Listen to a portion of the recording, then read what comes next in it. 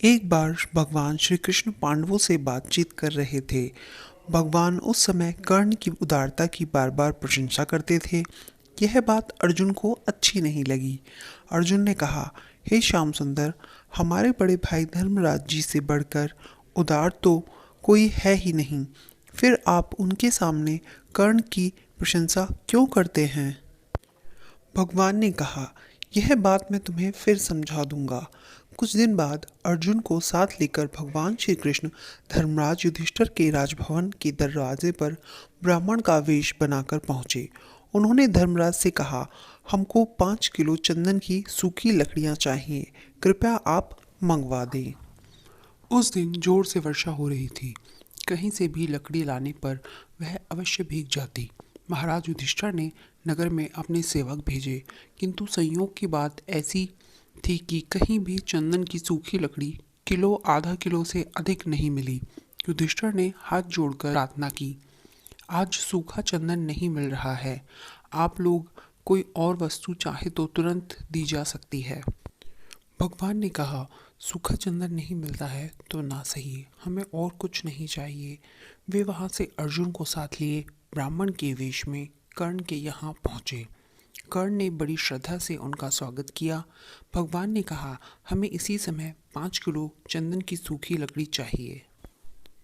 कर्ण ने दोनों ब्राह्मणों को आसन पर बैठाकर उनकी पूजा की। फिर धनुष चढ़ाकर उन्होंने बाण उठाया।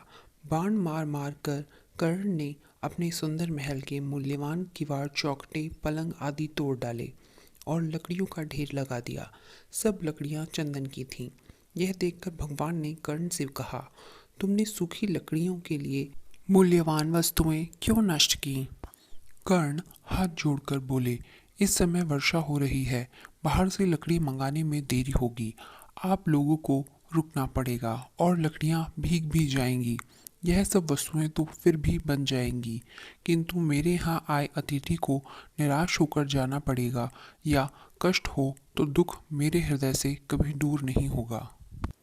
भगवान ने कर्ण को यशस्वी होने का आशीर्वाद दिया और वहां से अर्जुन के साथ चले आए। लौटकर भगवान ने अर्जुन से कहा, अर्जुन देखो, धर्मराज युधिष्ठिर के भवन के द्वार चौखटे भी चंदन की हैं। चंदन की दूसरी वस्तुएं भी राजभवन में हैं, लेकिन चंदन मांगने पर भी उन वस्तुओं को देने की याद धर्मराज को नहीं आई और सूखी लकड़ियां मांगने पर कर्ण ने अपने घर की मूल्यवान वस्तुएं तोड़कर लकड़ी दे दी। कर्ण स्वभाव से उदार हैं और धर्मराज युधिष्ठिर विचार करके धर्म पर स्थिर रहते हैं। मैं इसी कारण कर्ण की प्रशंसा करता हूँ। जो छोटे छोटे अवसरों पर भी त्याग और उपकार करने का स्वभाव बना लेता है, वही महान कार्य करने में भी सफल होता है। अच्छे काम करने से जहाँ औरों को खुशी मिलती है, वहाँ हमें खुद को भी खुशी होती है। आपको कहानी कैसी लगी हमें कमेंट बॉक्स में ज़रूर बताएं और हमारे चैनल को सब्सक्राइब करना ना भूलें। धन्यवाद।